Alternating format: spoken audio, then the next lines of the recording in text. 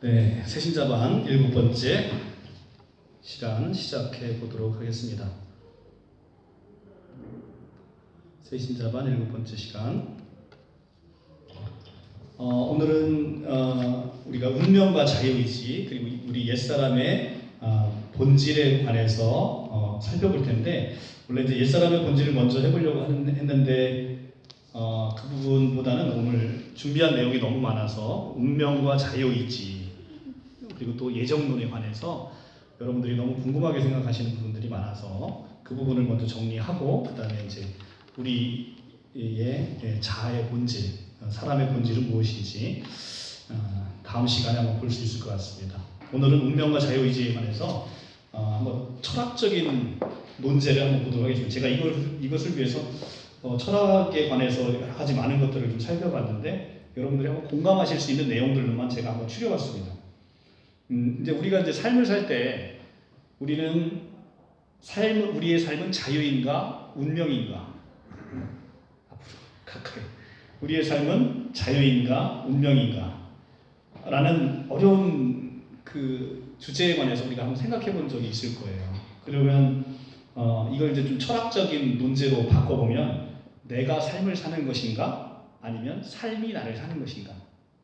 이제 인류 역사상 위대한 철학자들이 많이 다녀갔잖아요. 그래서 이제 플라톤 이후로, 서양 철학에서 플라톤 이후로 아리스토텔레스, 그리고 또 이제 헤겔을 통해서 모든 철학이 이제 집대성이 됐다라고 이제 사람 철학자들이 이제 평가를 하는데, 이런 철학자들이 인류 역사를 다녀간 그 위대한 철학자들이 얘기한 그 철학의 결론은 무엇인가를 우리가 이제 한 번씩 살펴보면서 철학과 성서를 조금씩 비교를 한번 해보는 거죠. 내가 삶을 사는가, 삶이 나를 사는가. 이제 실존주의자들처럼 내가 삶을 산다고 믿거나, 아니면 신학자들처럼 어떤 우리가 하나님의 섭리나 운명 아래에 우리가 살아간다고 믿을 수 있을 것입니다. 운명을 믿으면 우리의 삶은 주체성이 없다라고 여겨지는 비판이 가능할 것이고, 우리의 삶이 자유다라고 얘기하면 우리의 삶이 너무 건방져 보이고 너무 교만해져 보일 수 있는 비판이 또 있을 것입니다.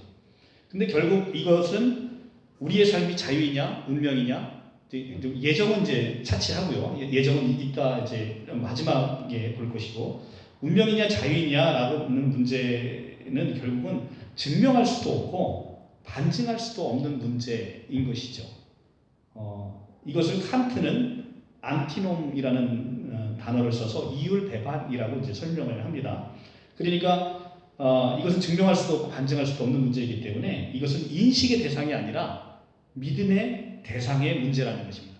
즉 우리가 어떤 것이 옳은가라고 물을 것이 아니라 어떤 것을 믿고 또 어떤 것을 너는 믿어서 추종해서 그것을 우리의 믿음 체계로 구축을 하느냐라는 것을 물어야 된다는 것이죠. 그래서 이것은 어떤 증명할 수도 없고 또 반증할 수도 없는 문제이긴 한데, 그래도 이제 우리는 이제 우리의 이성이라는 것을 최대한을 동원해서 그런 물음을 한번 해볼 수 있다는 거죠. 매트릭스라는 영화 혹시 보셨나요? 매트릭스 보면 우리가 가끔 혹시 우리가 사는 세계가 이 매트릭스에서 살고 있는 게 아닌가라는 생각을 매트릭스라는 영화를 통해서 볼 수 있습니다. 태아가 뱃속에 있을 때 뱃속이 유일한 세계라고 생각을 하죠.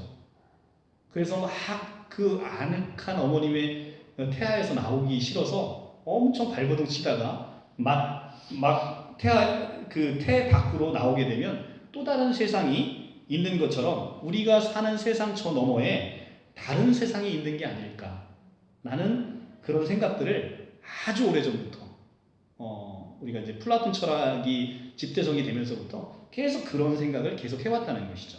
그래서 우리가 사는 세상이 다가 아니고 우리 사는 세상의 너머에 다른 세상이 또 있지 않겠냐라는 생각을 해봤다는 거죠. 오늘 이 강의를 하기 전에 제가 이제 점심에 오늘 이제 새신자분이 한 분 오셔서 깜짝 놀랐는데, 그분은 진짜 죽었다가 살아나셨다는 아까 얘기를 이제 제가 상담하면서 그 얘기를 하시더라고요. 그래서 죽었다가 살아나서 그 잠깐 동안에 자기는 천국을 갔다 왔대요. 뭐 그런 얘기를 하시더라고요. 근데 이제 뭐 그런 얘기는 뭐 저는 신학자로서 그런 얘기를 별로 좋아하지는 않는데 이제 그런 경험을 실제 경험적으로 체험하신 분도 있어요. 저는 뭐 그분이 경험 안 했다고 하더라도 또 다른 세상이 있다고 너무나 확신하는 사람이기 때문에 그래서 저는 미국을 가보지 않았어요. 근데 미국을 가보지 않았어도 미국이 있고 미국에 뭐가 있다는 걸 확신할 수 있어요. 왜 그러죠? 갔다 온 사람들이 알려주잖아요. 근데 나는 갔다 와보지 않았음에도 그들의 말을 신뢰할 수 있는 거죠. 근데 성경에서의 많은 우리의 선진들이, 믿음의 선진들이 있죠. 그들이 전해주는 말이 그냥 믿어지는 신뢰성 있는 믿음으로 나에게 와진다는 것이죠.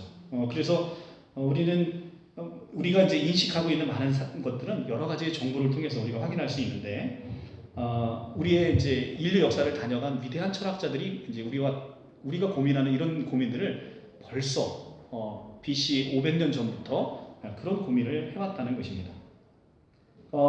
제가 이제 아까 이제 실존주의자를 얘기했는데 프랑스의 대표적인 실존주의자인 장폴 샤르트르 1905년에서 1980년까지 살았던 장폴 샤르트르라는 분 한 번씩은 다 여러분들 들어보셨죠? 샤르트르. 근데 이 장폴 샤르트르가 무신론적 실존주의자예요. 근데 실존주의자가 전부 다 무신론은 아니에요. 근데 무신론적 실존주의자가 대부분이죠. 니체, 하이데거, 까미, 장폴 샤르트르 다 무신론적 실존주의자예요. 그리고 유신론적 실존주의자가 있는데 그 사람이 누구냐면 키에르케고르라고 여러분들 잘 알려져 있는 키에르케고르, 그 다음에 칼 야스퍼스, 이 두 사람 정도가 유신론적인 실존주의자인데 그나마도 키에르케고르는 굉장히 삶이 이 죽음에 대한 고통과 이 고민이 굉장히 많았던 사람이었었어요.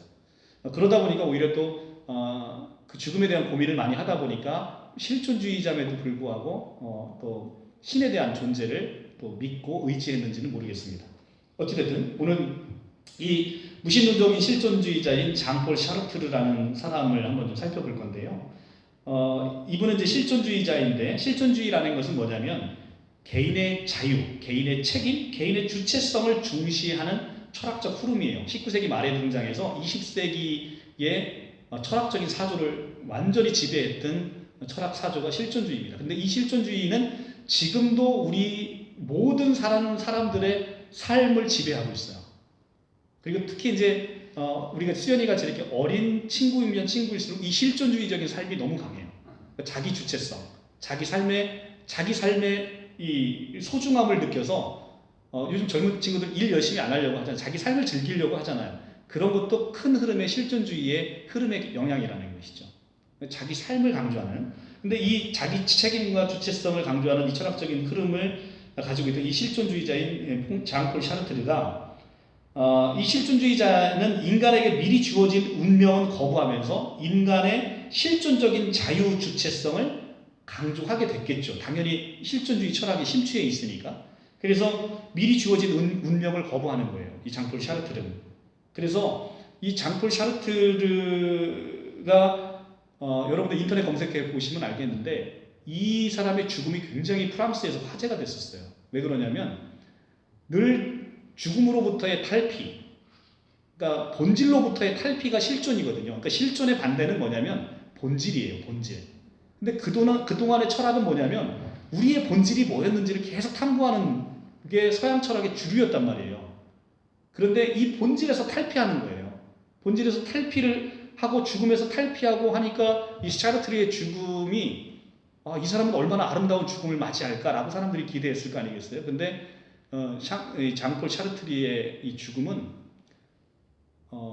너무나 사실은 이 추해서 병원에 갇혀 있을 때 한 달 동안 이 위대한 한 철학자의 위대한 죽음을 만들기 위해서 면회를 아예 병원 측에서 막았다고 하는 얘기들이 들릴 정도로 그렇게 마지막에 죽음에 대한 공포가 굉장히 극심했다라고 얘기를 합니다.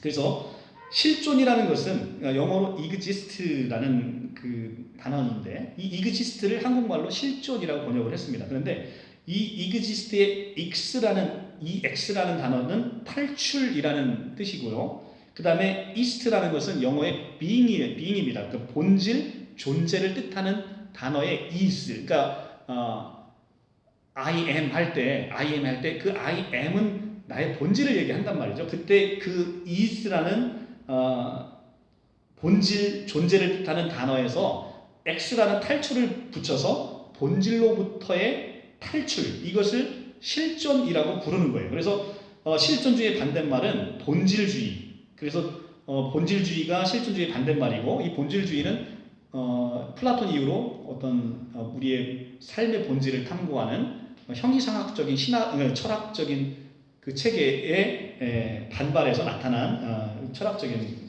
사조죠. 근데 20세기 최고의 지성이고 대철학자인 장폴 샤르트르가 1980년 3월에 파리의 부르세 병원에 폐수종으로 이제 입원을 했고, 한 달 동안 이제 죽음 앞에서 엄청난 불안과 공포로 인해서 실로 비참한 최후를 맞이했다라는 것은 이제 프랑스의 모든 사람들이 알고 있는 그런 사실인데요. 그가 죽은 후에 프랑스 신문들은 이 샤르트르의 죽음에 대해서 이제 떠들기 시작을 했다고 전해지고 있습니다.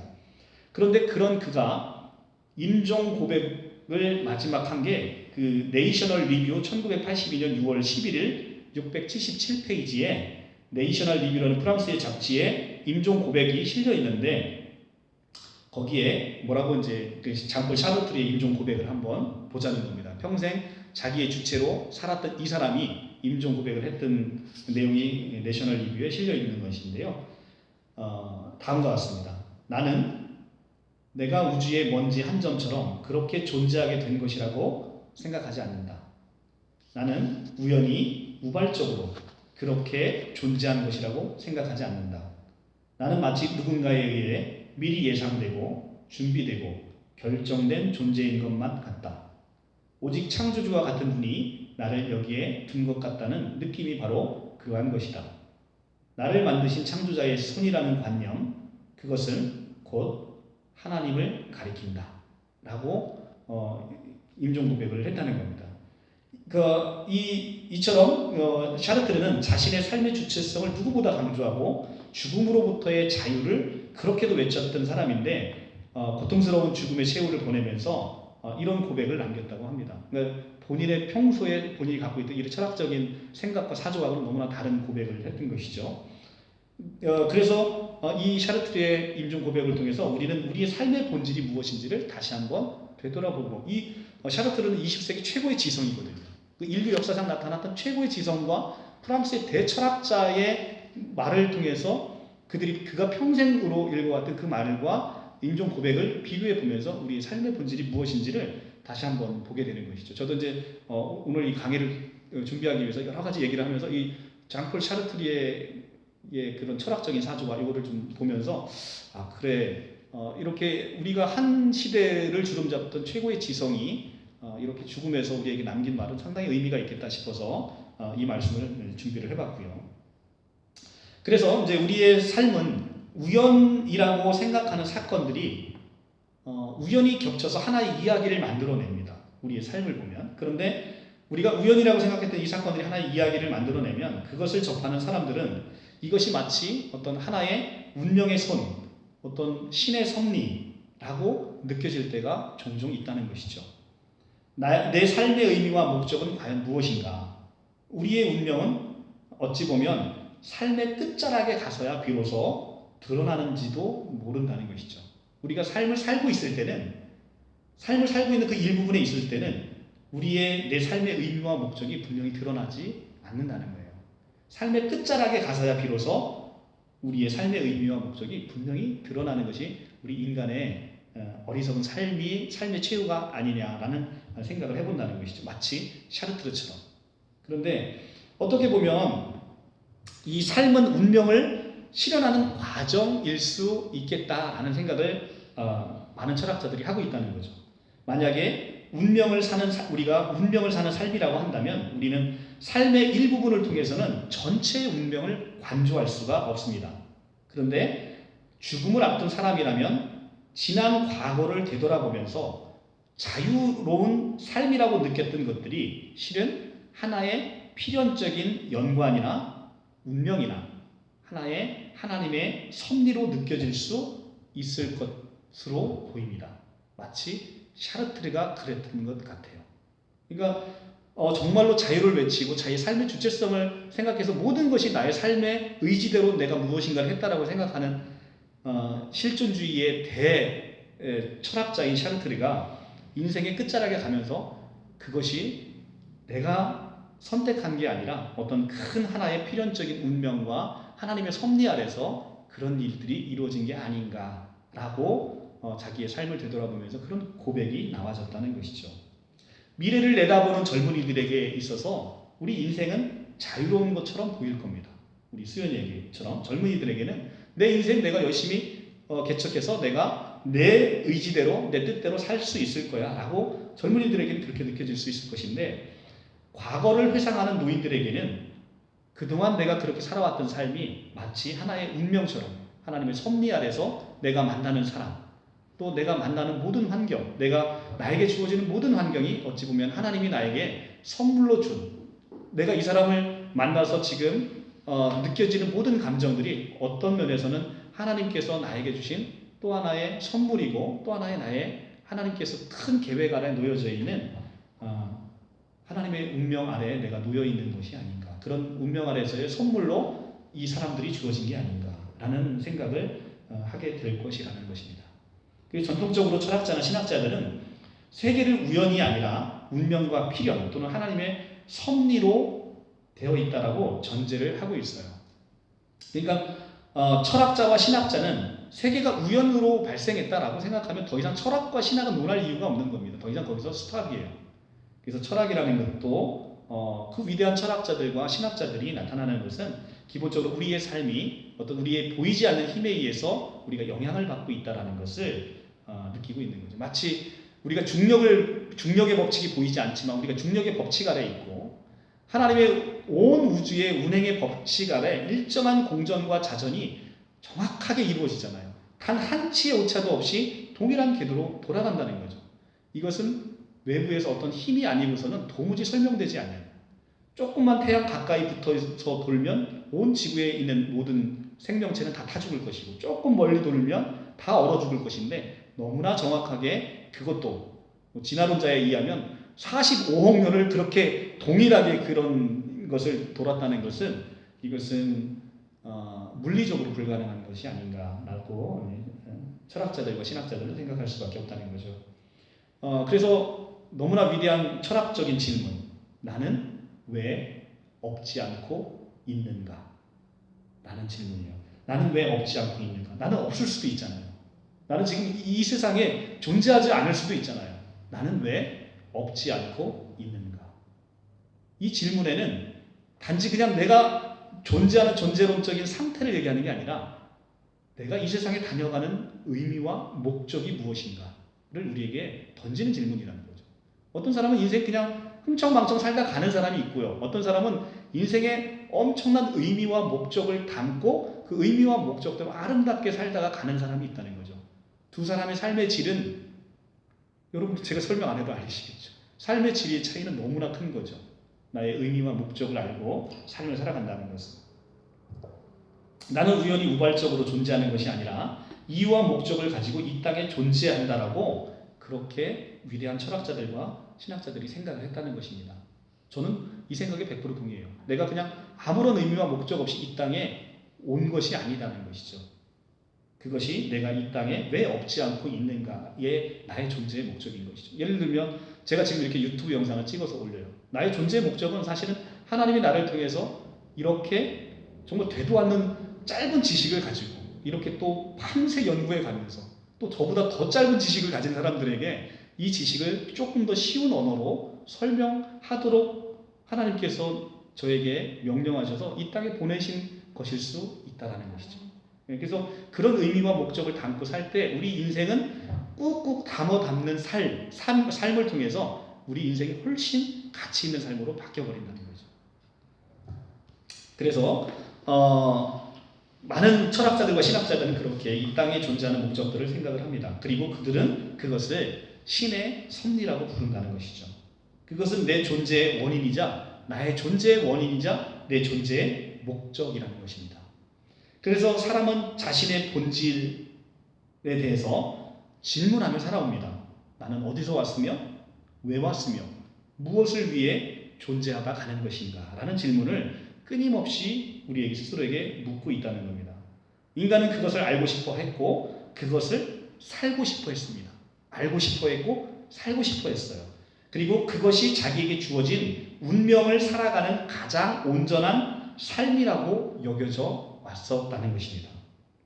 나에게 주어진 신의 뜻을 온전히 발견할 때, 그리고 내가 이 땅에 보내진 의미와 목적을 분명히 알 때 나는 내가 비로소 누구인지를 발견하게 되고 나의 삶의 의미와 목적을 발견하면서 나의 삶이 훨씬 알차고 의미 있게 되어진다는 것이죠. 그래서 나는 무엇을 위해 사는가? 나는 무엇을 위해 사는가라고 하는 것은 나의 존재론적인 목적을 발견해내는 것이고 그 안에 담겨있는 신의 섭리를 우리가 살펴보는 그런 것이라는 것이죠.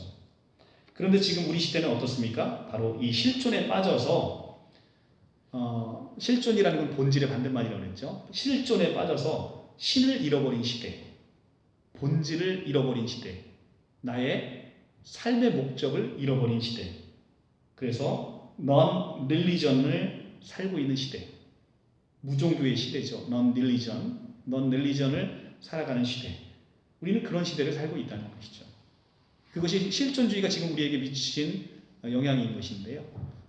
우리의 본질을 서양 철학의 사실은 주도적인 17, 18세기 이전에 나타난 주된 것은 바로 이런 본질을 탐구하는 것이었는데 어느 순간부터 우리가 문명이 발달하고 산업혁명이 일어나면서 물질이 우리의 삶을 지배하기 시작하면서부터 우리는 이런 본질을 탐구하는 것보다는 현상에 집중하게 되는 거죠. 현상에 집중해서 내가 먹고 사는 문제, 그냥 그리고 또 나에게 행복을 주는 물질에 우리의 모든 관심과 소망이 집중되고 있는 그런 시대를 살고 있다는 것이다. 전통적인 철학은 운명이나 본질 같은 것이 있다고 전제를 하고 그걸 탐구하는 것인데 그리고 또 신학에 있어서는 또 신이 있다는 전제하에 그분의 뜻을 탐구하고 있는 것인데 지금 그런 시대를 상실한 non-religion의 시대를 살고 있다라고 철학자들은 보고 있습니다. 본질이 없다고 생각하면 철학은 시작될 수 없고 신이 없다고 생각하면 신학은 시작될 수 없다라고 제가 아까 말씀드렸어요. 그래서 신학자와 철학자는 끊임없이 인간 세계에 깃든 신의 본질이 무엇인가? 인간 세계에 깃든 신의 본질은 무엇인가? 신이 이루고자 하는 신의 왕국은 과연 무엇인가? 라는 것을 우리가 끊임없이 고민해 볼 때 우리는 하나님께서 우리를 이 땅에 보내신 진정한 목적을 성취하며 살아갈 수 있지 않겠냐라는 것이 철학자들의 오랜 결론이었습니다. 서양 철학의 완성자인 독일 철학자 게오르크 빌헬름 프리드리히 헤겔이라는 사람, 서양 철학을 집대성했다라고 평가받고 있죠.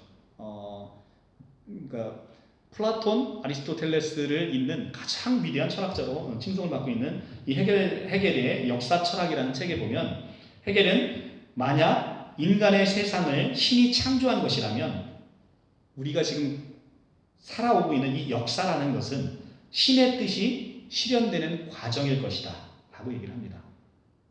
역사의 본질은 역사 속에 깃든 신의 섭리를 다루는 것이다 라고 얘기를 하고요. 이 신의 섭리가 세계를 지배하고 있으며 세계는 신이 만든 작품이다 라고 역사 철학은 얘기하고 있습니다. 그렇다면 우리는 운명이 결정되어 살고 있는 것인가 아니면 우리에게 자유의지가 있는 것인가 라는 문제에 이제 직면하게 됩니다. 자유의지가 없다면, 만약에 우리에게 자유의지가 없다면 사실 이런 문제가 있어요. 우리는 자유의지도 없는데 하나님이 다 예정해놓고 운명대로 살게 하신다라고 한다면 우리가 짓는 죄에 대해서 우리가 책임을 질 이유가 없잖아요. 그럼 하나님이 작정하시고 하나님이 하신 건데 우리가 왜 하나님이 하신 것에 우리가 책임을 져야 되나요? 자유의지가 없으면 우리는 책임을 져야 될 필요가 전혀 없는 것입니다. 그래서 그리고 또 우리가 자유의지만 가득 되어 있다면 사실은 신의 존재는 의미가 없어지는 거죠. 그래서 운명론과 자유의지, 이 운명론과 자유의지는 오랜 철학의 문제였고 그 철학 사상에서도 굉장히 오랫동안 논의되었던 그런 문제입니다.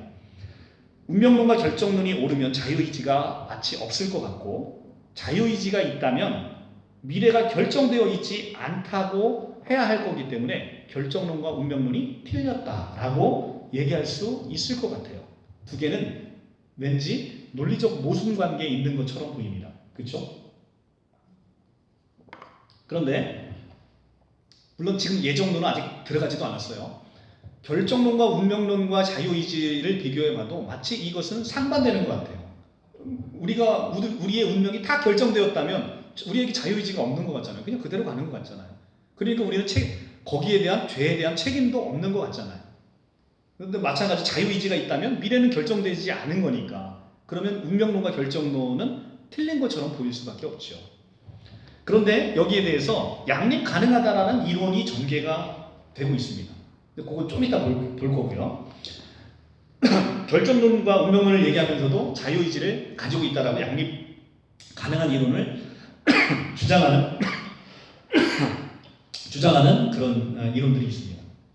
결정론이라는 것은 좁은 의미의 인과적 결정론을 말하는데 과거의 어떤 사건이 원인이 돼서 미래의 어떤 사건이 결정된다는 것, 어떤 사건이 그 결과로서 이미 결정되어 있다는 이론이 이것이 결정론입니다.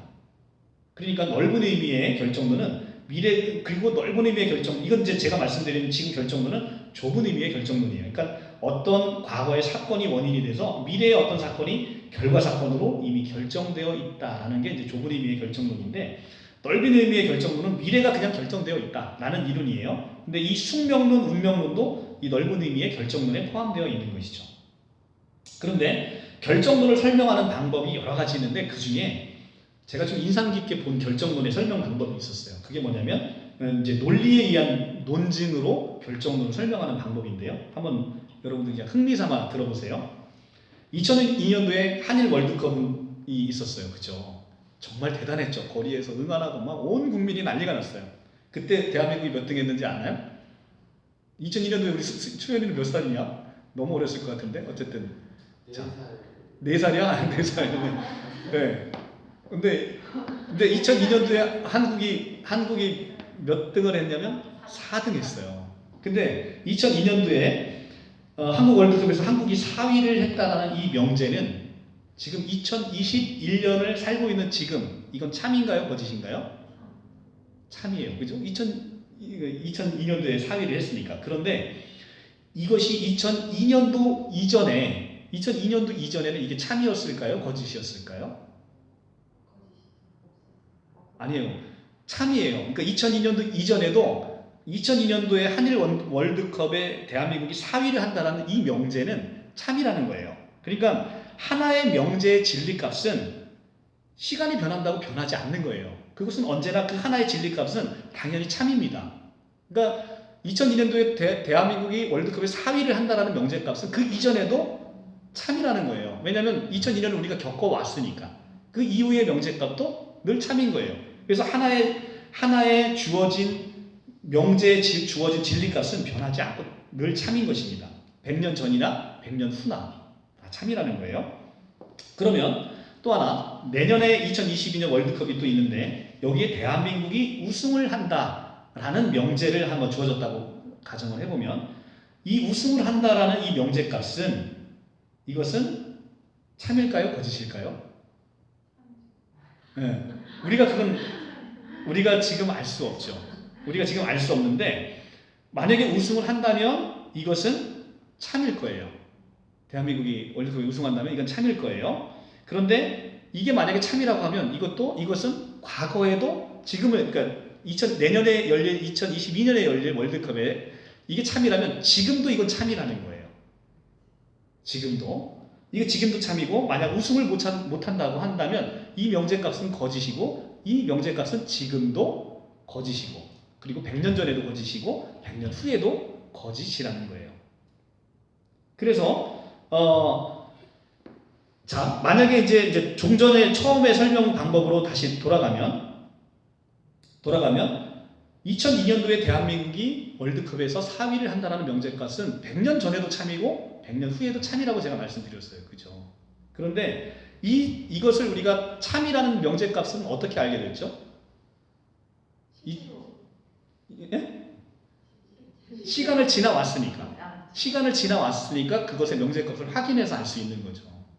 그러니까 지금 우리는 2022년에 대한민국의 월드컵에서 우승할 것이다 라는 것의 명제값에 대해서는 우리가 참인지 거짓인지를 알 수가 없는 거죠. 그런데 그것은 거짓이든 참이든 결정이 됐어요, 안 됐어요?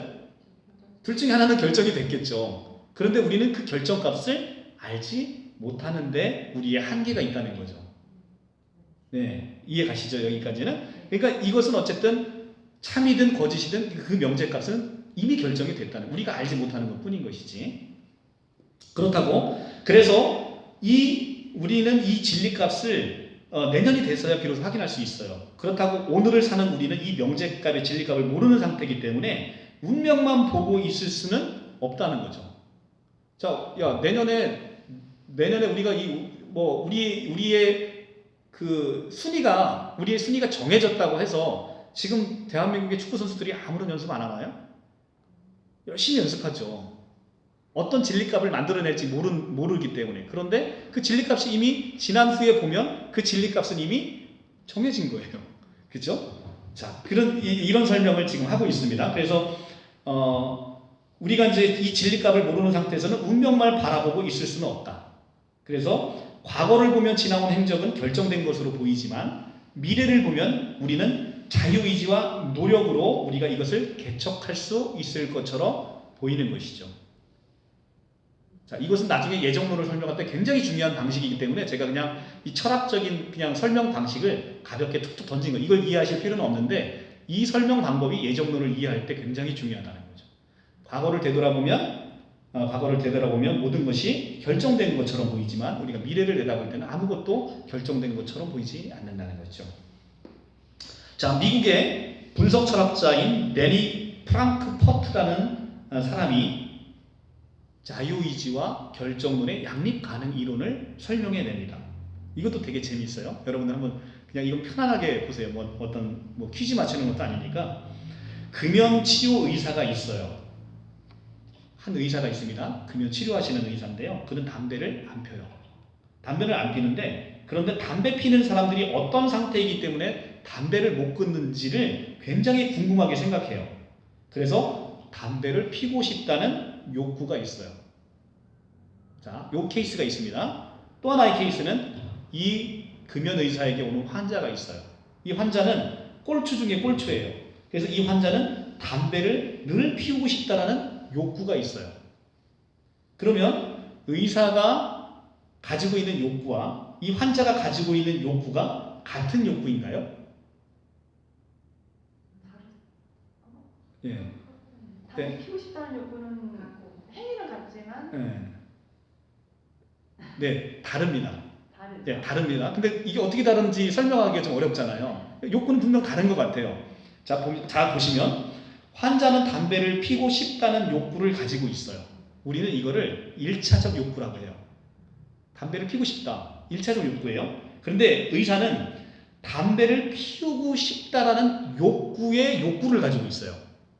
담배를 피우고 싶다라는 욕구는 1차적 욕구, 그 욕구의 욕구를 가지고 있어요. 그러니까 더 쉬운 말로 담배를 피우고 싶다라는 마음, 이건 1차적 욕구예요. 담배를 피우고 싶다라는 마음을 갖고 싶은 욕구가 있다는 거예요. 우리는 그거를 2차적 욕구라고 얘기를 해요. 그러니까 환자가 갖고 있는 욕구는 1차적 욕구, 그리고 의사가 갖고 있는 욕구는 2차적 욕구라고 우리는 부른다는 것이죠. 자, 이 예를 가지고 이제 다른 예를 들어봅니다. 철수가 있어요. 철수는 담배를 피우는데 맨날 담배를 끊어야지 하면서 담배를 계속 펴요. 그래서 이때 철수는 두 가지 형태의 1차적인 욕구를 갖고 있어요. 두 가지 형태의 1차적인 욕구를 갖고 있는데, 하나는 담배를 피우고 싶다라는 욕구이고 또 하나는 담배를 끊고 싶다라는 욕구예요. 이건 둘 다 1차적 욕구예요. 그런데 철수는 담배를 피우고 싶다는 욕구는 줄어들고 담배를 끊고 싶다라고 하는 욕구는 더 강해지고 싶어하는 욕구가 있어요. 이 욕구는 2차적 욕구예요. 그러니까 담배를 끊고 싶다는 욕구는 줄어들고 담배를 피우고 싶다는 욕구는 줄어들고 끊고 싶다는 욕구는 강해져서 궁극적으로 담배를 끊고 싶다는 욕구가 있다는 거예요. 그런데 철수가 가지고 있는 이 욕구는 두 번째 욕구는 2차적 욕구잖아요. 근데 철수는 여전히 담배를 피워요. 여전히 담배를 피워요. 그러면 철수는 자신의 의지대로 행위를 하고 있는 겁니까? 안 하고 있는 거예요. 그러니까 철수는 지금 자기의 자유의지를 실현하지 못하고 있는 거예요. 자, 또 다른 케이스. 영희도 담배를 펴요. 근데 영희는 맨날 담배를 끊어야지 하면서 진짜 담배를 끊었어요. 그런데 어느 날 이 영희는 담배를 끊어서 2차적인 욕구대로, 그러니까 영희는 어떤 욕구가 있었게요? 이 담배를 끊고 싶다는 욕구가 더 강해졌고 담배를 피우고 싶다는 욕구는 더 낮아져서 이 2차적인 욕구를 마침내 행한 거라는 것이죠. 담배를 끊었으니까. 그러니까 영희는 자신의 자유의지를 실현했다는 거예요. 근데 여기서 이제 철학자들이 이 프랑크푸르트가 얘기하는 게 뭐냐면 1차적인 욕구는 동물들도 있다는 거예요. 1차적인 욕구는 동물들도 있어요. 근데 오직 인간만이 1차적인 욕구에 대한 2차적인 욕구를 갖는다는 거예요. 제가 공부 많이 했죠. 그래서 재밌죠. 그러니까 1차적인 욕구에 대한 2차적인 욕구는 오직 인간만이 갖고 있다는 거예요. 그래서 프랑크푸르트는 이렇게 설명을 합니다. 행위의 자유와 자유의지는 다른 것이다. 행위의 자유, 나는 담배를 피고 끊고 하는 자유와 내가 담배를 끊고 싶다 아니면 피고 싶다라는 이 욕구는 행위의 자유와 자유의지는 다른 것이다 라고 얘기를 합니다. 그런데 철수는 담배를 피울 수 있는 행위의 자유는 있지만 철수가 자유의지를 가지고 있다고 할 수가 없어요. 그러니까 철수는 담배를 피울 수 있는 행위의 자유는 있어요. 그러니까 못 끊으니까 그냥 계속 내가 피울 수 있는 행위의 자유가 있어요. 근데 행위의 자유가 있다고 해서 철수가 자유의지가 있다, 그 부분에 있어서 자유의지가 있다 이렇게 얘기할 수 없다는 거예요. 그리고 오히려 자기의 자유의지를 실현하지 못하고 있는 그런 사람인 것이죠, 철수는. 근데 어떤 이제 반대 케이스를 한번 봅시다. 어떤 소설가가 있어요. 소설가는 담배를 펴요. 근데 이 사람은 담배를 피우고 싶은 욕구도 있고 끊고 싶은 욕구도 있어요. 1차적인 욕구가 있어요. 근데 이 사람은 담배를 피우면 소설이 너무 잘 써져요. 담배를 피우면 소설이 너무 잘 써져서 어떤 2차적인 욕구를 있냐면 담배를 피우고 싶다는 욕구가 막 많아지고 담배를 끊고 싶다는 욕구는 점점 줄어들어서 내 소설이 잘 써졌으면 하는 2차적인 욕구를 갖고 있어요. 그런데 어느 날 그런 욕구를 갖고 있는 이 사람이 소설을 쓰다가 생각이 딱 막혀버렸어. 근데 담배를 막 이제 소설을 쓰다가 담배를 찾았는데 담배가 없어요. 그래서 담배를 사려고 밖에 나갔는데 문을 다 닫아버렸네. 그래서 결국 담배를 못 폈어요. 그러니까 이 소설가는 행위의 자유를 지금 어떻게 됐어요? 박탈당했어요. 행위의 자유를 박탈당했지만 이 사람은 자유의지가 있어요, 없어요? 자유의지가 있다는 거예요. 그래서 행위의 자유는 박탈당했지만 이 소설가는 담배를 피우겠다라는 자유의지가 계속 있다는 거예요. 행위의 자유가 제한된 것뿐이지 자유의지가 소멸했다라고 볼 수 없다는 거예요. 그래서 프랑크푸르트의 결론은 이 행위의 자유가 자유의지의 필요 조건은 아니라는 결론에 이르게 됩니다. 좀 어렵죠. 근데 여기까지는 다 잃어버리셔도 돼. 그냥 재미로 그냥 여러분들이 한번 들으셔도 되고요. 어려운 얘기고 이런 방식으로 이제 설명해낸다라는 걸 여러분들에게 알려주고 있는 겁니다. 이 프랑크푸르트에 의하면 1차적인 욕구 내용과 강도는 인과적으로 결정되어 있어서 결정론이 옳다고 봐요. 그러니까 1차적인 욕구에 있어서 프랑크푸르트의 견해는 결정론이라는 거예요. 결정론.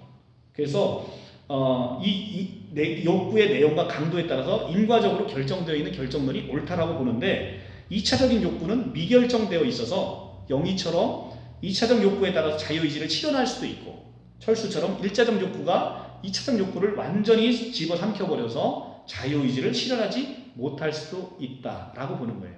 그러니까 프랑크푸르트에 의하면 결정론과 자유의지가 양립 가능하다라는 설명을 해내고 있는 거예요. 상당히 어쨌든 뭐 옳으냐 그르냐를 둘째치고 상당히 흥미로운 얘기기는 하잖아요, 그죠? 굉장히 흥미로운 얘기를 프랑크푸르트가 설명을 해내고 있다는 겁니다. 여기까지는 이제 철학적인 얘기였고요. 이제는 그럼 성서로 넘어간다는 거예요. 성서.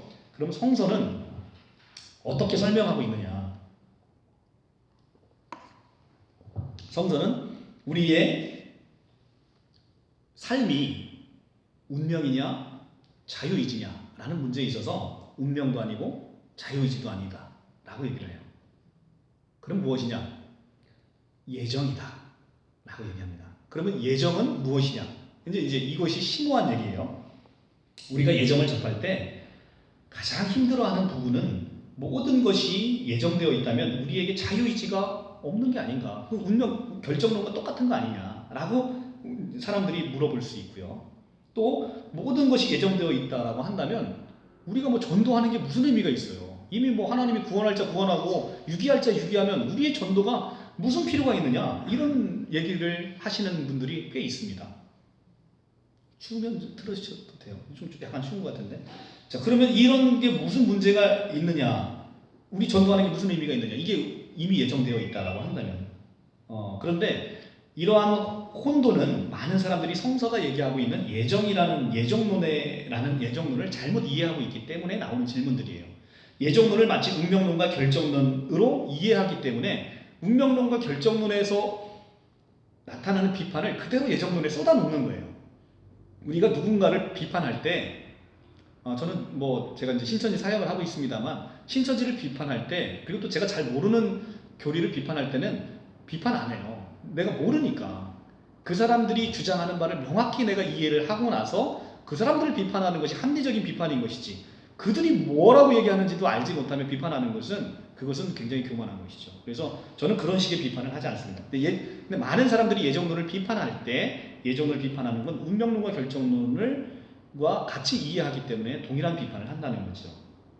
운명론은 사람의 운명은 미리 결정되어 있어서 사람의 자유의지로 무엇을 해보려든 간에 인간의 자유의지와 상관없이 운명대로 이루어진다는 이론이에요. 우리가 잘 알고 있는 거죠. 결정론도 마찬가지 인간의 자유의지는 없고 인과 법칙에 의해서 결정된 대로 된다라는 이론입니다. 그런데 예정론은 특히 구원과 관련해서 성서가 얘기를 하고 있어요. 그러니까 모든 것에 예정을 언급하고 있는 건 아닌데 특히 이제 구원과 관련해서 예정하고 있다라고 얘기를 합니다.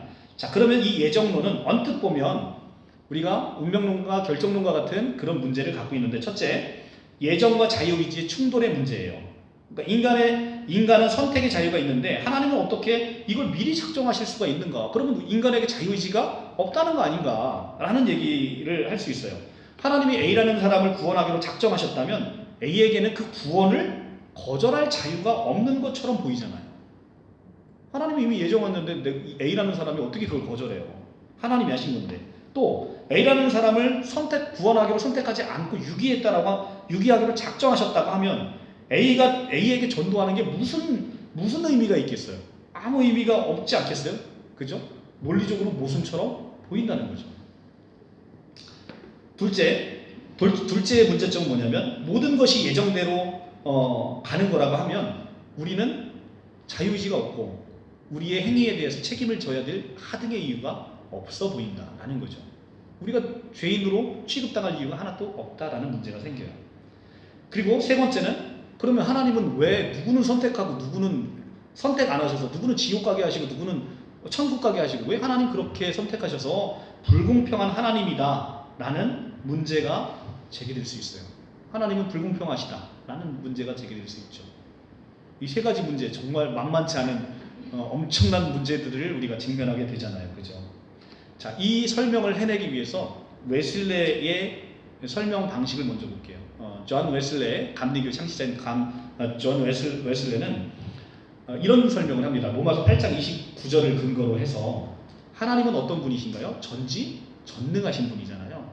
그러니까 우리의 미래를 미리 다 예지력으로 내다보시는 분이시잖아요. 하나님이 계시다라면 하나님이 계시고 하나님의 속성이 전지전능하다면 당연히 예지력이 있으므로 우리 인간의 일생을 미리 내다보시고 믿음을 자유의지로 선택하는 자를 하나님께서 구원하기로 예정하셨다라고 웨슬레가 설명해내고 있는 거예요. 그런데 이 웨슬레의 설명 방식은 이런 설명 방식은 지금 우리가 얘기하고 있는 이 문제점을 단번에 해결하는 묘수일 수 있어요. 첫째는 이러한 웨슬레식의 하나님이 미리 내다보시고 어떤 사람이 나를 믿을지 미리 알고 그 사람을 예정했다 라는 설명 방식인데 이 설명 방식이라고 한다면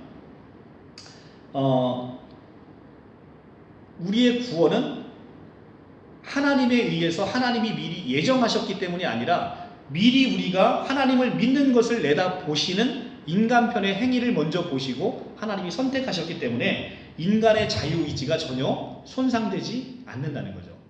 그러니까 하나님이 예정해서 믿은 게 아니라 미리 내다버리고 얘는 하나님을 믿네? 그래서 내가 얘를 구원하기로 예정했다는 거예요. 그러면 먼저 믿는 것에 대한 것은 인간편에서 먼저 있었다는 것이죠. 그래서 미리 내다보시고 하나님이 그 사람을 선택했다. 그러니까 인간의 자유의지가 전혀 손상되지 않는 거죠. 예정론의 가장 큰 문제는 뭐냐면 하나님이 예정하셨다면 인간의 자유의지는 없는 거 아니냐. 이것이 인간의 자유의지가 손상되는 게 가장 큰 문제잖아요. 근데 그 문제가 단번에 지금 웨슬레의 이 예지 예정에 의하면 해결이 되는 측면이 있죠. 또 당연히 하나님은 미리 내다보시고 믿지 않는 자를 선택하지 않기 때문에 그를 유기하는 것이기 때문에 믿지 않는 자를 선택하지 않고 믿는 자를 선택하시니 그런 하나님을 불공평하다라고 얘기할 수 없지요. 그렇죠? 단번에 두 가지 문제가 이 예지 예정에 의하면 해결되는 문제가 그러니까 그 문제가 해결되는 측면이 있다. 그래서 감리교에서 이 웨슬레 예지 예정설은 그런 측면에서는 상당히 의미가 있는 설명이다라고 하는데 이것은 또 장로교에서 또 상당한 반박이 있어요. 거기까지 너무 깊이 들어가는 것이어서 그거는 이제 생략하고요. 이러한 설명 방식이 있다라는 것이고요. 두 번째, 그럼 장로교의 칼빈 쪽에서의 예정에 대한 문제, 이 문제를 어떻게 설명해 내느냐를 한번 볼게요. 첫째는 자유의지의 개념을 오해한 것이기 때문에 이런 질문을 한다는 거예요. 우리는 흔히 자유의지라고 하면 인간이 뭐든지 할 수 있는 행동의 자유를 자유의지라고 착각한다는 거예요. 아까 프랑크포트의 얘기 설명에 의하면 행동의 자유와 자유의지는 다른 개념이라고 프랑크포트가 아까 그 담배 예를 통해서 설명을 해줬잖아요. 그런데 우리는 이 행동의 자유를 자유의지라고 착각하고 산다는 거예요. 그래서 실제로 인간은 자유의지가 있지만 아주 제한된 행동만을 할 자유가 주어진다는 거죠. 뭐냐면 인간에게 있어서는 자유의지가 있다라고 하면서 막 길을 가는데 어떤 사람이 막 쓰레기통을 거기 버려놨는데 거기서 오물을 주워 먹는 자유의지를 발휘하는 사람은 별로 없다는 거예요. 먹을 수 있어요. 근데 그런 자유의지를 행사하는 사람은 별로 없다는 거죠. 우리가 지금 이 고층에서 뛰어내릴 수도 있어요. 그런데 고층에서 자살할 사람 아니고서는 고층에서 그냥 내가 한번 뛰어내려봐야지 하고서 뛰어내리는 자유의지를 행사하는 사람은 별로 없다는 거예요. 그러면 인간이 할 수 있는 최대치를 100이라고 본다면 평생 동안 실제로 행동에 옮기는 인간의 자유의지라는 것은 0.00001도 안 된다는 거예요. 그래서 우리의 자유의지는 매우 제한된 자유라는 것입니다. 즉 우리는 욕구에 조정당하는 자유를 가지고 있을 뿐이라는 거예요. 욕구에 조정당하는. 그러니까 내가 담배를 피고 싶어 해야 담배를 핀다는 거예요. 그러니까 욕구에 조정당하는 자유. 내가 난 이 높은 데서 뛰어내리고 싶다라는 생각이 안 드니까 안 뛰어내리는 거예요. 그 욕구가 들면 뛰어내리잖아요. 근데 욕구가 안 드는 거예요. 그러니까 욕구에 조정당하는 범위 내에서 자유의지를 가지고 있다. 우리가 원치 않는 것에 대해서는 행동할 자유를 전혀 발휘하지를 않는다는 것이죠. 그런데 성경은 인간에 대해서 인간관을 어떤 인간관을 가지고 있냐면 여러분들이 다 알다시피 죄로 타락한 인간이라고 성경은 인간관을 보고 있어요.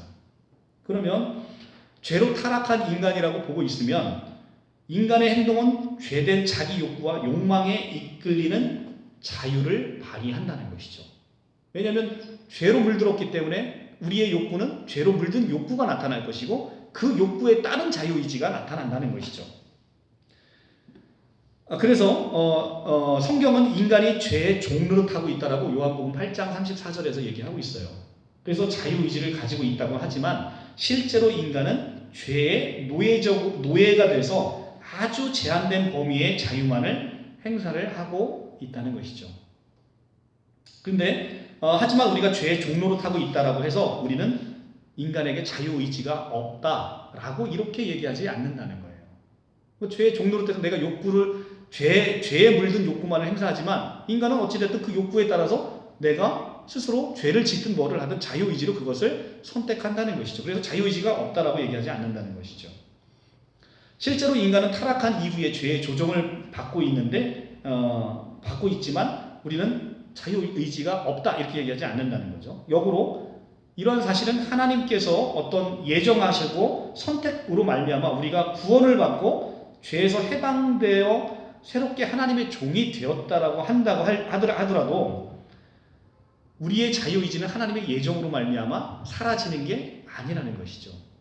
그러니까 우리는 우리에게 하나님께서는 하나님의 죄의 욕구를 이제는 사라지고 하나님의 은혜의 욕구가 들어와서 우리 욕구대로 우리가 자유의지대로 행사를 할 뿐인 것이지 하나님께서 우리를 예정하셨다고 해서 우리의 자유의지가 사라지는 것은 아니라는 것입니다. 그래서 결론적으로 이처럼 하나님의 예정과 선택은 우리의 행동의 자유를 기계적으로 막는 게 아니라 기계적으로 우리의 행동에 기계적으로 하나님이 예정하심으로 말미암아 우리의 행위를 기계적으로 막는 게 아니라 우리의 성향과 동기나 욕구를 자발적으로 전환시킨다는 것을 얘기한다는 것이죠. 그러니까 하나님이 예정하셨다라는 의미는 하나님이 처음부터 끝까지 내가 알아서 다 할 거다 이런 얘기가 아니라 우리에게 있어서 하나님을 믿는 욕구를 불어넣어준다는 거예요. 하나님의 욕구를 불어넣어줘서 그 욕구를 받았음에도 불구하고 담배를 끊을지 말지는 누가 결정해요? 우리가 결정하는 거죠. 하나님을 믿을지 말지는 누가 결정해요? 우리가 결정한다는 것이죠.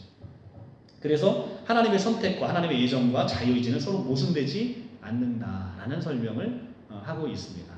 빌립보서 2장 13절의 말씀에 너희 안에서 행하시는 이는 하나님이시니 자기의 기쁘신 뜻을 위하여 너희에게 소원을 두고 행하게 하시나니 라는 성경 말씀이 있어요. 근데 이 말씀을 보면 너희 안에서 행하시는 이는 하나님이시니 자, 우리 안에 행하시는 이는 하나님이신데 어떻게 행하시는지가 나와요. 하나님이 행하시는데 어떻게 행하시냐면 자기의 기쁘신 뜻을 위하여 자기의 기쁘신 뜻 이걸 우리는 예정이라고 부르는 거예요. 하나님의 기쁘신 뜻을 하나님이 정하셨어요. 예정하셨어요. 그런데 이 예정을 위하여 너희에게 소원을 두고 행하게 하시나니 우리에게 뭘 준다는 거예요? 소원, 욕구를 준다는 거예요. 소원을 주고 욕구를 갖는데 이 소원을 받고 욕구를 받은 우리가 그것을 행하는 것은 우리의 자유의지로 행하게 된다는 것이죠. 그래서 하나님의 예정과 자유의지는 모순되지 않는다. 하나님은 예정하셨지만 우리가 그 욕구에 따라서 우리가 그것을 할지 말지는 우리가 스스로 자유롭게 정할 수 있게 된다는 것이죠. 이처럼 하나님의 예정은 인간에게 욕구를 넣어서 자발적으로 자유의지 가운데서 행하게 하신다는 것입니다. 즉 예정과 자유의지가 하나가 돼서 하나님의 예정을 이뤄간다는 것이지 우리가 로봇처럼 하나님이 강제적으로 우리의 모든 삶을 프로그램화 해놓지 않았다는 거예요. 하나님의 예정과 인간의 자유의지가 아름답게 조화를 이루면서 하나님의 뜻하신 모든 것들을 이루어 나간다라는 얘기를 하고 있어요.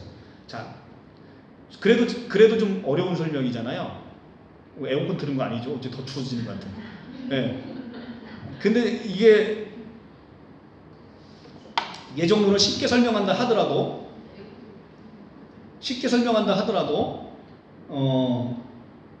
어렵죠. 그래서 더 쉬운 예를 한번 볼게요. 예를 들면 탕자, 우리가 탕자 있잖아요. 탕자 이야기처럼 아주 탕자와 같은 아들이 있어요. 근데 이 아들이 아주 그냥 개판 5분 전이에요. 그래서 근데 이 여자가 이 탕자가 굉장히 바람둥이였어요. 그래서 결코 한 여자만 사랑하지 않고 반복해서 여러 여자를 사랑하고 있는데 늘 한결같이 평생을 여러 여자를 거느리고 살아요. 그런데 이 사람이 늘 여러 여자를 선택한다고 해서 이 사람에게 자유의지가 한 사람을 선택할 자유의지가 없다. 우리는 이렇게 보지 않는다는 거죠. 자기 자유의지로 여러 여자를 선택하는 거예요. 그죠? 여기까지는 다 동의하시죠?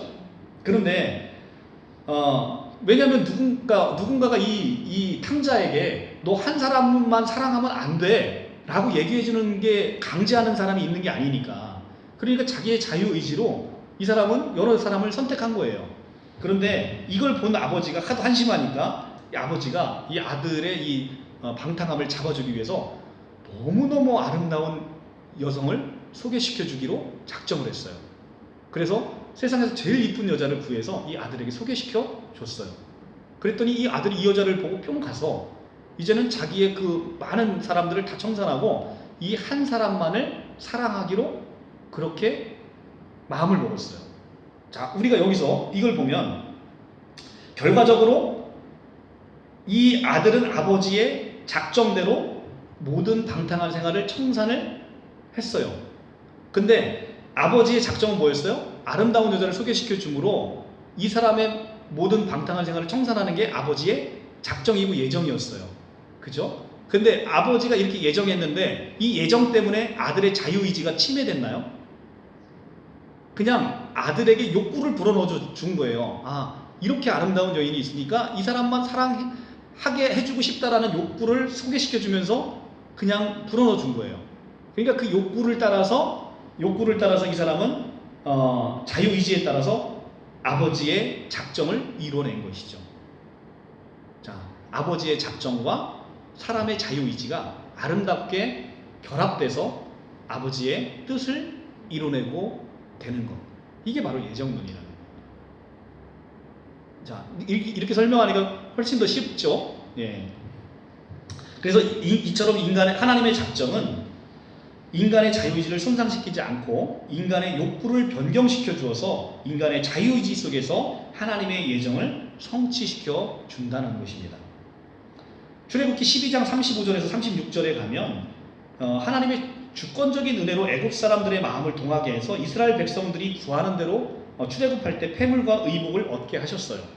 그런데 애굽 사람들은 자발적으로 물품을 이스라엘 백성들에게 줘야 될 하등의 이유가 없었어요. 그런데 하나님의 예정에도 불구하고 하나님께서는 이들을 출애굽하기로 작정했음에도 불구하고 이들은 자유의지로 결국은 환경으로 말미암아 자유의지로 이스라엘 백성들에게 많은 의복과 물품을 내주는 그런 일이 있었죠. 그래서 이 하나님 편에서의 작정과 예정은 인간의 자유의지를 전혀 침해하지 않는다라는 것이고요. 우리가 이제 여기서 이제 더 어려운 문제가 하나 이제 봉착하는데 이제 이게 이제 제일 어려운 문제예요. 그러니까 여러분들 이제 요거만 이해를 잘하시면 굉장히 좀 수월해집니다. 하나님의 선택과 우리의 반응이 100% 일치할 수 있는가? 이게 무슨 얘기냐면 인간의 자유의지가 하나님의 예정과 다른 선택을 할 수 있지는 않을까? 하나님이 예정했다고 해서 아까 이제 그 탕자의 비유를 들어보면 아버지가 그 이쁜 여자 소개시켜줬다고 하더라도 그 여자를 사랑하지 않을 수 있는 자유가 탕자에게는 있어요, 없어요? 있죠. 그렇지 않다고 보면 우리가 가지고 있는 자유의지가 진정한 자유의지가 아닐 거라고 우리는 생각할 수 있잖아요. 그러니까 그러면 아버지의 작정은 뭐가 되는 거예요? 아무런 수포로 돌아가는 거잖아요. 그러면 그거를 아버지의 작정과 예정이 이루어졌다라고 우리는 볼 수가 없으니까. 근데 성경은 그런 예정론을 얘기하고 있지 않거든요.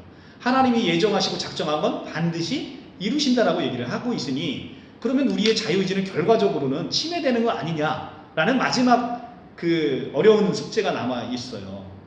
너무 좀 깊이 들어가니까 어려우실 수 있는데 그래도 좀 재밌지 않아요? 네. 우리 그런 문제가 남아 있어요. 그래서 근데 결론부터 말씀드린다면 우리가 하나님이 예정하셨는데 인간의 자유의지로 하나님이 예정하신 것과 이 결과론적으로 그 일이 성취되지 않을 수 없다는 거죠. 않을 수 없는데 그럴 가능성은 없다는 거예요. 그래서 사람의 자유의지와 하나님께서 예정하신 것은 아름답게 조화를 이루지만 인간은 그 예정 안에서 반드시 그 일을 이루게 되어 있다는 거예요. 이게 이제 좀 여기부터는 이제 논리적인 모순으로 이제 헷갈리기 시작해요. 그러니까 이제 지금부터 아무리 그 설명은 들어봐도 이건 모순되는 것처럼 보이는데 라고 생각할 거예요. 그래서 이제 그 설명을 지금부터 이제 풀어내면 오늘의 이제 강의 내용은 이제 다 끝나는 거예요. 자, 우선 이 모순처럼 보이는 이것은 우리가 하나님의 예정을 시간적으로 과거에 작정한 것이다 라고 생각하기 때문에 생기는 모순이라는 겁니다. 자, 다시 한번 하나님의 작정은 시간상으로 과거이고 우리의 행위는 그 이후에 현재 이루어진다고 생각하기 때문에 하나님의 작정과 인간의 자유의지가 모순되는 것처럼 보인다는 거예요.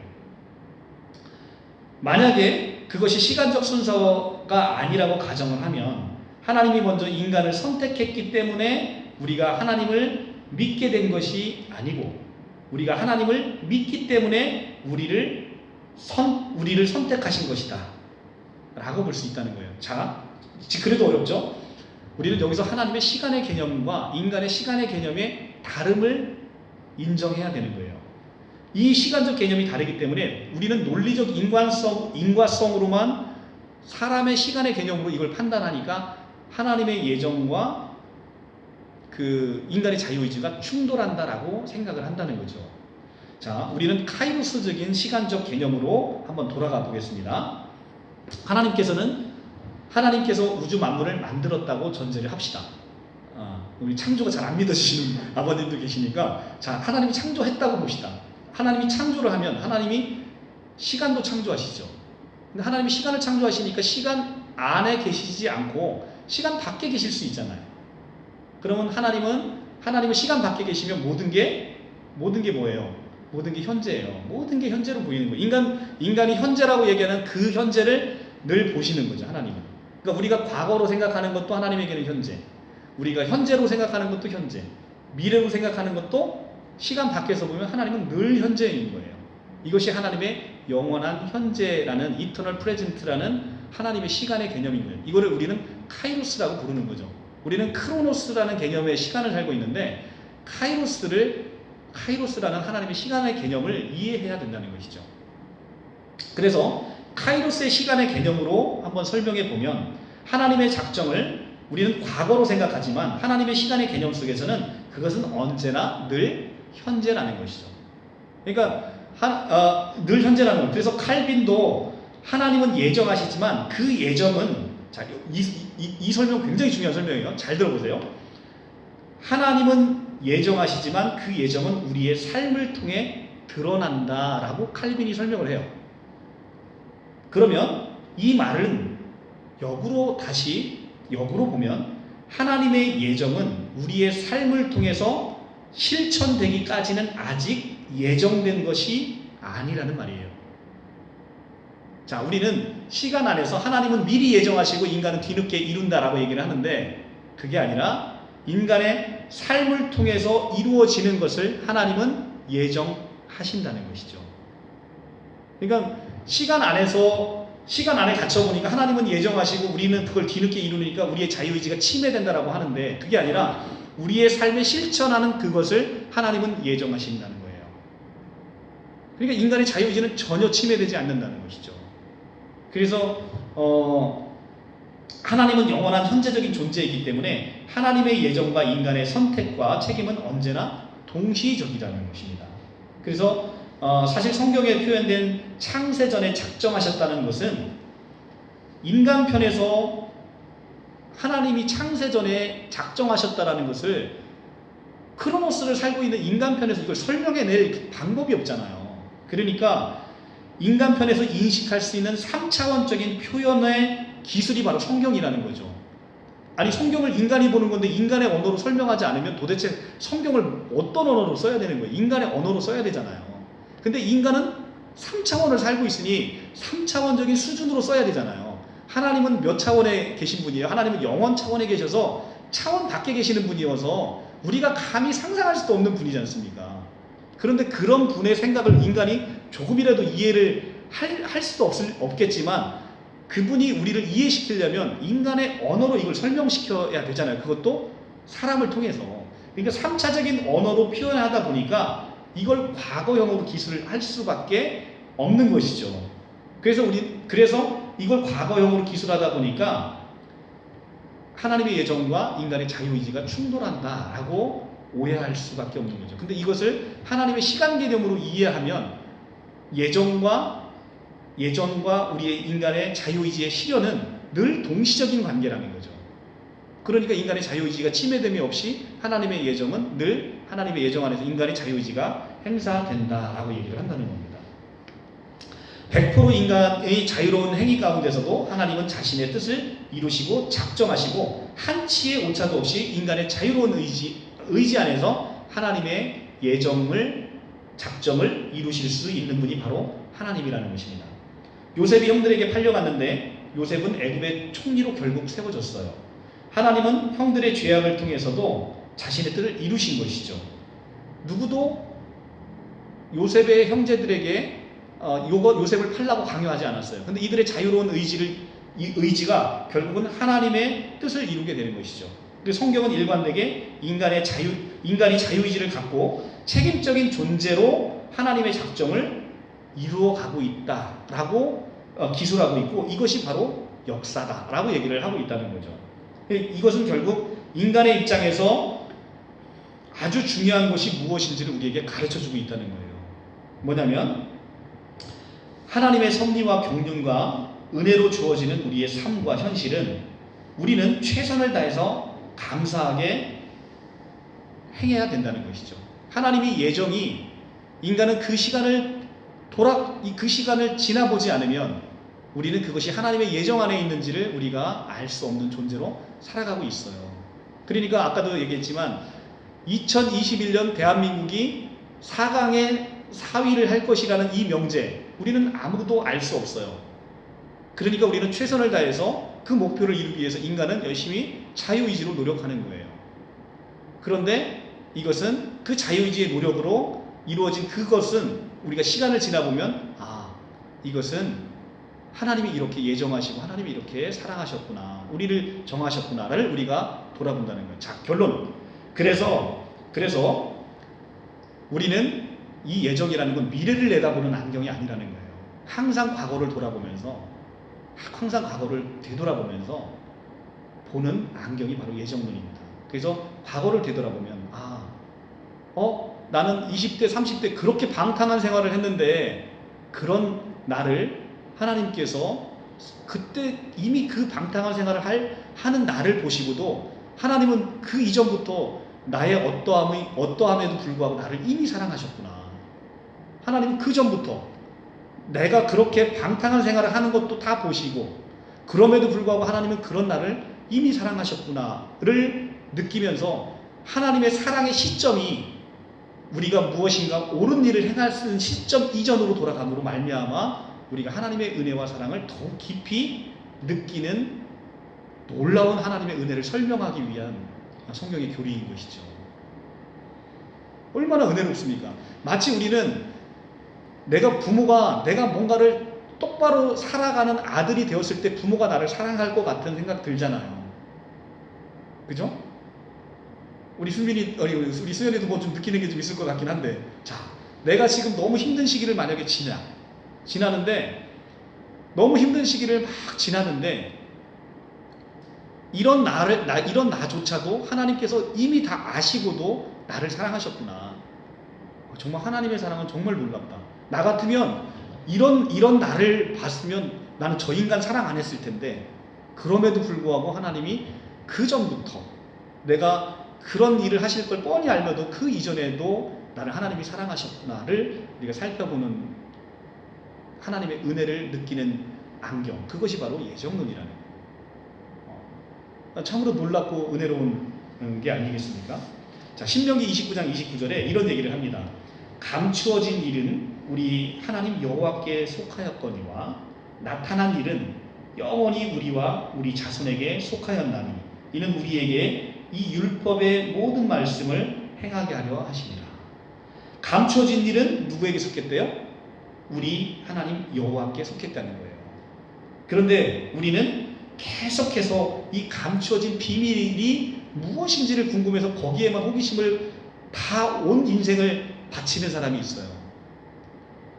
참으로 어리석고 바보 같은 거죠. 하나님의 비공유적 속성을 우리가 알기 위해서 우리는 발버둥 치고 있다는 거예요.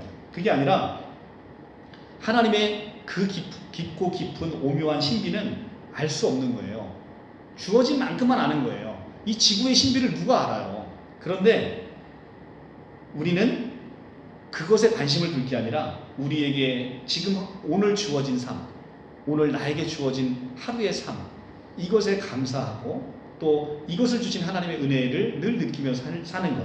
그래서 지금 나와 또 나를 이 땅에 보내시고 내가 왜 존재하지 않고 나는 있는가? 나는 왜 없지 않고 있는가? 라는 질문에 답을 찾아서 하나님과 교통하고 교제하면서 살아가는 삶.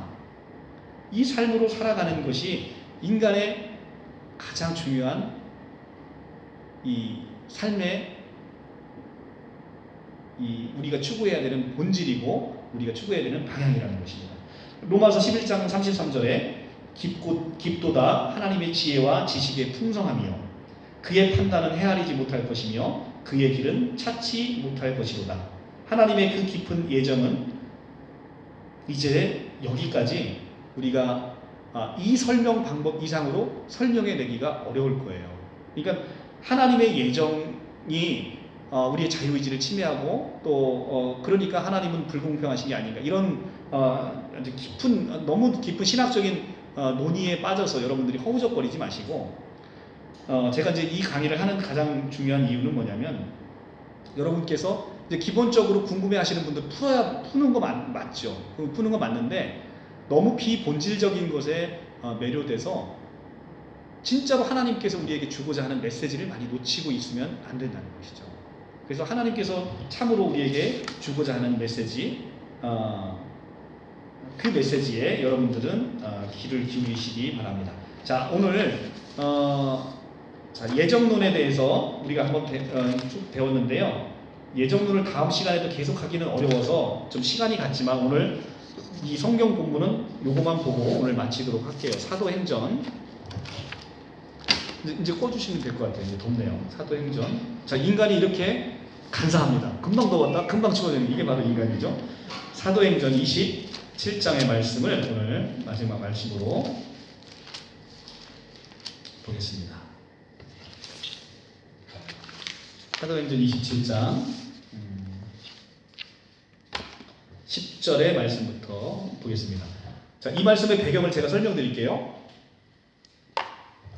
여기 이제 새신자 분이시니까 이 말씀의 배경은 로마가 이제 사도 바울이 로마로 압송됩니다. 이제 로마 가서 이제 죽어야 되는데 로마로 압송되는 과정에서 배를 타고 가요. 배를 타고 가는데 그레테 섬에 도달해서 보니까 이제 항해를 해야 되는데 사도 바울에게 어떤 그 하나님의 계시가 주어졌냐면 유로굴라라는 큰 광풍이 불 거라 우리가 항해를 하면 안 되는 그 계시를 줘요. 그래서 사도 바울이 10절에 이렇게 얘기합니다. 여러분들이요, 내가 보니 이번 항해가 하물과 배뿐만 아니라 우리 생명에도 타격과 많은 손해를 끼치리라 하되 백부장이 선장과 선주의 말을 바울의 말보다 더 믿더라.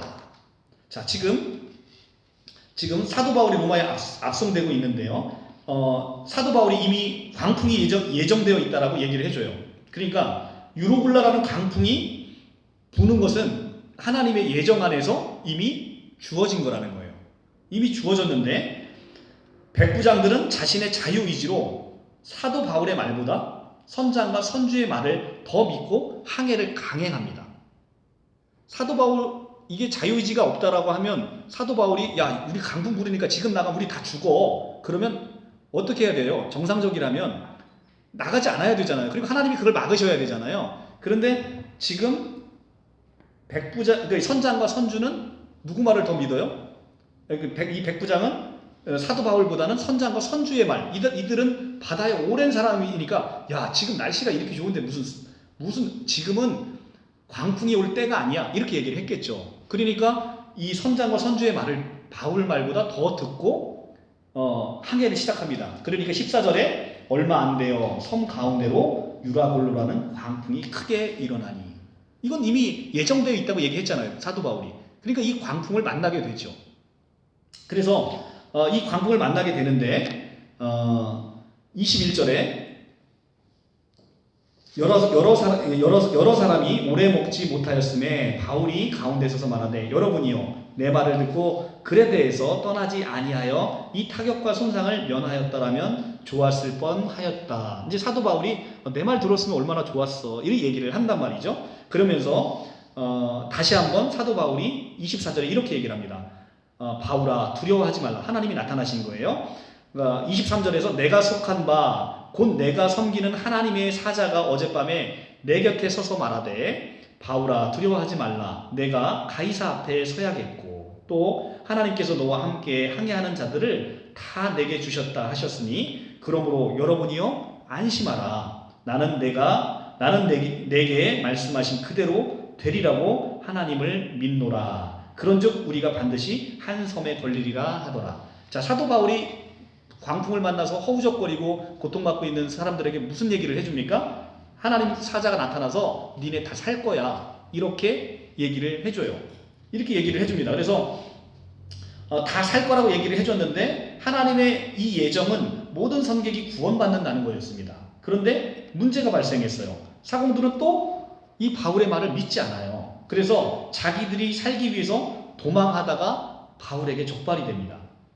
그래서 보시면 30절에 사공들이 도망하고자 하여 이물에서 닷을 내리고 채하고 거룻배를 바다에 내려 놓거늘 바울이 백부장과 군인에게 이르되 이 사람들이 배에 있지 아니하면 너희가 구원을 얻지 못하리라 하니 이에 군인들이 거룻줄을 끊어 떼어버리니라 이렇게 되어 있습니다. 자, 그러니까 31절 32절에 보면 바울은 백부장과 군인들에게 이 사람들이 배에 있지 아니하면 너희가 구원을 받지 못한다고 얘기를 해요. 근데 이 말은 사공들이 배에 있지 않으면 모든 사람들이 구원을 받아야 하는 하나님의 예정은 성취되지 않는다라는 얘기를 지금 하고 있어요. 하나님의 예정은 뭐예요? 모든 사람이 구원받는 건데 이 사람들이 도망가면 모든 사람들이 구원받지 못한다라는 구원한다는 하나님의 예정은 성취되지 않는다라고 얘기를 한다는 거죠. 하나님의 이 예정의 성취에 인간의 자유의지에 의한 지금 노력이 필요하다는 거예요. 그러니까 하나님의 예정의 성취를 위해서 모든 사람은 자유의지로 열심히 일을 해야 합니다. 그래서 하나님의 예정이 있었으니까 우리가 아무것도 노력할 필요가 없다. 이렇게 얘기하는 것은 하나님의 예정을 너무나 오해하는 사람들이시죠.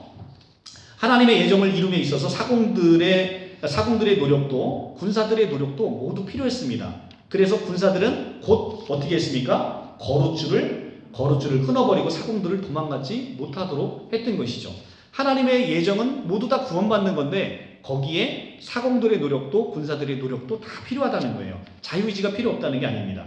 42절 42절 군사들은 죄수가 헤엄쳐서 도망할까 하여 그들을 죽이는 것이 좋다 하였으나 백부장이 바울을 구원하려 하여 그들의 뜻을 막고 헤엄칠 줄을 아는 사람들을 명하여 물에 뛰어내려 먼저 육지에 나가게 하고 그 남은 사람들은 널조각 혹은 배물건에 의지하여 나가게 하니 마침내 사람들이 다 상륙하여 구조되니라. 자, 42절 44절은 다시 군사들이 사도 바울을 포함해서 다 죽이려고 합니다. 근데 백부장이 사도 바울을 살리고 싶어서 자유의지로 이들을 막아서요. 그래서 결국은 모든 사람들이 다 구조가 됩니다. 모든 사람들이 하나님의 예정을 성취했다는 거죠. 하나님의 예정은 뭡니까? 모든 사람이 이 광풍이 불지만 이 광풍 안에서 다 구원해내는 것이 하나님의 예정인데 이 예정을 지금 하나님께서는 이들의 자유의지로 이루어내신다는 거죠. 예정이라고 하는 것은 하나의 정해진 사건 안에서 인간들은 갈등하고 의지의 투쟁을 하고 있지만 그것이 전체적으로 하나가 돼서 하나님의 예정을 이루어낸다는 것입니다. 인간은 자유의지로 행하고 결과적으로 하나님의 예정이 이루어진다. 이것이 성경에서 얘기하는 예정론의 공식입니다. 예정과 자유의지는 하나가 돼서 하나님의 경륜을 이룬다는 것이죠. 어느 하나가 어느 하나를 침범하는 것이 아니라는 것입니다. 몇 개의 서로 다른 개체가 있는데 그 개체는 자기의 특성을 잃지 않고 하나를 이루어서 하나님의 목적을 향해 나아갑니다. 그 공동 목적이 바로 예정이라고 하는 것이죠. 이렇게 볼 때 하나님의 예정과 자유의지는 별개의 다른 시스템이 아니고 어떤 일을 이룸에 있어서 하나의 일체를 이루고 있는 것이다 라고 얘기를 합니다. 그래서 우리가 이제 헤롯과 본디오 빌라도가 그들을 강팍하게 하셨다고 얘기를 해요. 그러니까 애굽의 바로도 강팍하게 하셨다고 합니다. 그런데 강팍하게 하셨다는 건 하나님이 강제로 그들을 그렇게 만들었다는 게 아니라 이들의 죄의 본성은 뭡니까? 늘 사악해지는 거잖아요. 근데 그 사악해지는 걸 그대로 내버려 두시는 거예요. 하나님이 어떤 것을 예정하셨다면 그들에게 욕구를 불어넣어줘서 옳은 일을 하도록 하셔야 되는데 원래 그들은 내버려 두면 그렇게 강팍해지기 때문에 그들의 강팍함을 그냥 내버려 두시는 거예요. 그러면 그들은 그 강팍함으로 말미암아 예수를 죽이게 돼 있어요. 예수를 죽이게 되어 있으면 그 죽음으로 말미암아 온 인류 역사를 구원하시는 하나님의 예정은 그들의 강팍함으로 실현되게 되는 것이죠. 그렇다고 해서 본디오 빌라도와 헤롯을 우리는 책임이 없다라고 얘기하지 않는다는 거죠. 왜냐하면 그들을 하나님이 그냥 내버려 두신 것에 책임이 있는 게 아니라 그들은 그들 스스로가 하나님께서 오히려 도와주지 않은 것에 책임을 묻는 사람들이 가끔 있어요. 근데 그게 아니라 하나님이 그들을 유기했기 때문에 그들은 예수를 죽인 게 아니라 그들의 죄가 장성해서 예수를 죽이게 만들었다는 것이죠. 그래서 우리는 책임을 탓할 때 늘 잘못 선택을 하는 것이죠. 그래서 그러니까 우리가 이런 거죠. 모든 사람들을 구원하지 않은 하나님이 불공평한가? 그렇지 않다는 거예요. 어떤 사람은 하나님이 선택하셔서 구원을 받아요. 너무나 은혜롭고 감사한 거죠. 그런데 어떤 사람은 유기하셔요. 하나님 너무 불공평한 거 아니에요? 왜 어떤 사람은 구원하고 어떤 사람은 구원 안 해요? 자, 똑같은 비유를 한번 들어볼게요. 주택복권을 사요. 주택복권을 사는데 1등, 어떤 사람은 1등을 주고 나는 맨날 꽝이야. 그러면 우리가 주택공사에 가서 거기를 폭파하나요? 아니, 나는 왜 1등 안 주고 맨날 엉뚱한 사람만 1등 주냐? 우리 이렇게 얘기하나요? 그렇지 않다는 거죠. 왜냐하면 그게 공평하다는 거죠. 자, 제가 왜 이 예를 듣냐면 인간은 그냥 가만 내버려 두면 다 어떻게 된다는 거예요? 다 영벌에 처해지는 사람들인 거예요. 이미 죽어 있는 거예요. 이미 영벌에 처해지는 게 이미 결정된 사람인 거예요. 근데 그 중에 하나님을 믿는 백성을 구원하신 하나님이 과연 불의하시냐? 아니라는 거죠. 그러니까 하나님이 선택하지 않았기 때문에 이 사람이 영벌에 처해지는 게 아니라 이 사람은 원래 영벌에 처해져 있다니까요. 이 사람들은 그들의 죄값으로 영벌에 처해지는 사람인데 이들을 유기하는 하나님이 불의하신 게 아니라 이들의 죄가 그들을 만들었다는 거예요. 근데 인간은 끊임없이 하나님을 탓하고 있는 거예요. 마치 우리가 토기장이 비유해서 로마서 9장에 토기장이 비유를 사도 바울이 아주 자세하게 하잖아요. 흙 한 덩이를 있어요. 흙 한 덩이를 어떤 그릇은 귀쓸 그릇을 만들어요. 아주 이쁜 찻잔을 만들어요. 근데 어떤 그릇은 막 쓸 그릇도 필요하잖아요. 막 쓸 그릇을 만들어요. 그랬더니 토기장에게 그러는 거예요. 하나님, 나는 왜 이렇게 막 만들고 쟤는 저렇게 이쁘게 만들어줘요? 라고 만들어진 지음받은 물건이 토기장이에게 이렇게 힐문할 수 있느냐라고 지금 사도 바울이 얘기를 합니다. 이게 바로 하나님의 주권이라는 거예요.